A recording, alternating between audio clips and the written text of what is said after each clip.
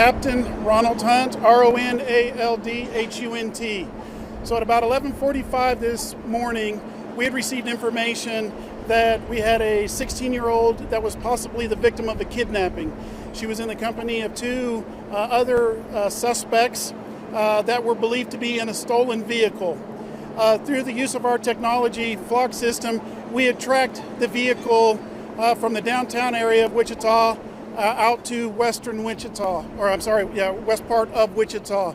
As it turns out, our alleged victim of the kidnapping was not a victim of kidnapping, but was a runaway, and the suspects had taken her and dropped her off at her residence. So we had officers in the area.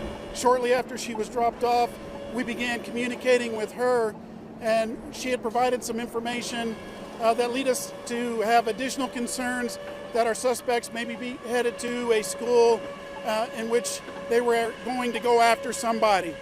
We also had information that our suspects were armed,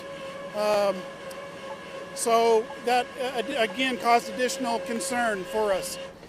With the assistance of both Wichita Police Department as well as KHP Air, we were able to kind of locate the vehicle in the area of 29th and Tyler area, and the vehicle was headed southbound on Tyler.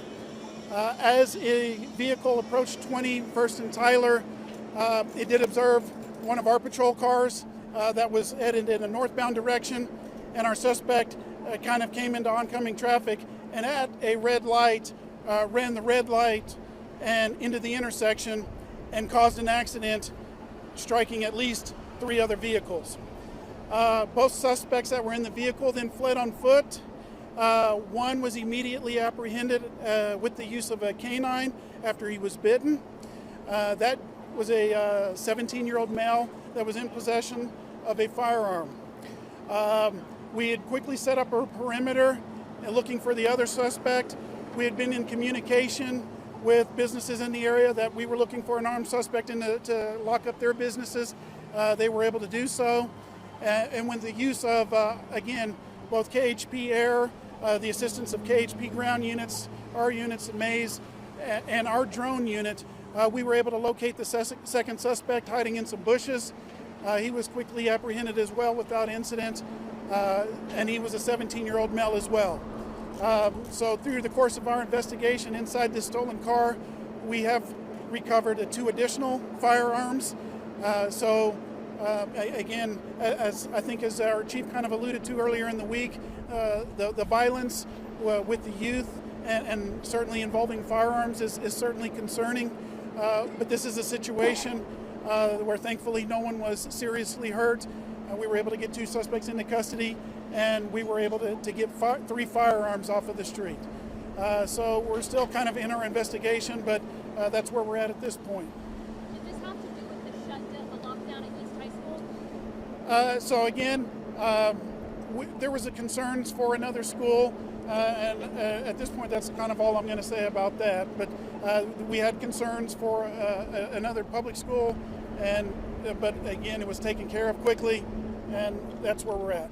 I know it's early. Any indication if these firearms were from either of these kids' homes or if they were possibly stolen or illegally obtained?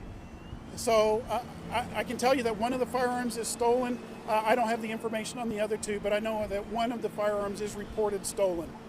Any idea, relationship-wise, as far as how these guys came to know this girl who started off as a alleged victim and now turns out it's not?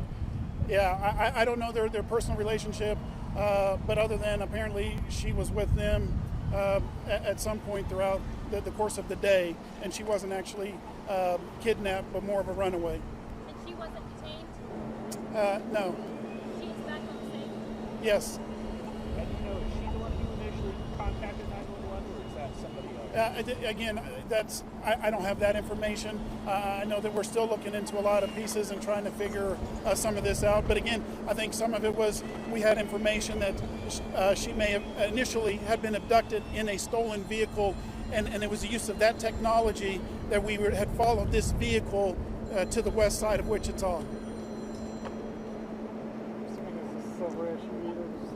Yes. Yes. Was anyone injured in the crash? No, no one required medical attention for the crash. Were the vehicles totaled? I mean, they're being towed, but no, I'm not an insurance adjuster, so I can't really answer that part. Do you know which vehicle the suspects were in? The silver car. And this is Patrol West. This is Patrol West, yes.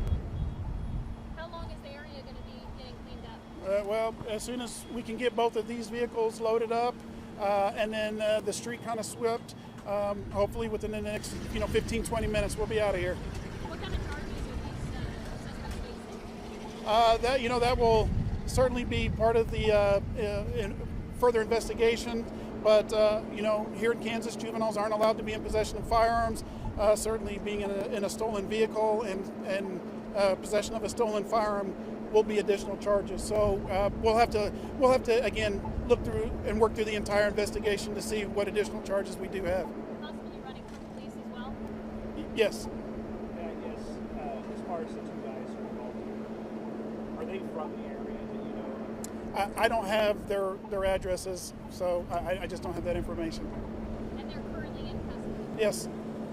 You said when they came up to the intersection, the main officer was going north. Did he actually turn around and actively pursue them? Or? So no, it was one of our officers that was northbound, and they had not began to pursue the vehicle. They were still facing. They had just made a U-turn to turn southbound, and from a distance they could see that the vehicle had entered into the intersection on a red light. So they were not actively pursuing the vehicle. Can you tell us any more information about the firearms, the types? No, I don't have it. Yes, sir. Thank you so much, Captain. All right. Appreciate